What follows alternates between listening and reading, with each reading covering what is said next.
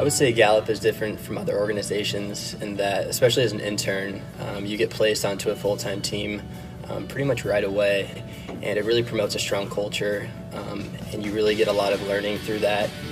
Coming into Gallup, I was incredibly shy, and as Jim Collison has pointed out multiple times this summer, I've kind of come out of my shell. He's called it my breakout summer. So in that, Gallup has kind of helped me improve my communication skills along with the skills that I've developed through my work.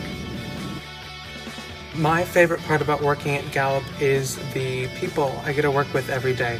Gallup demonstrates excellence in strengths, in hiring, in engagement, and that really shows.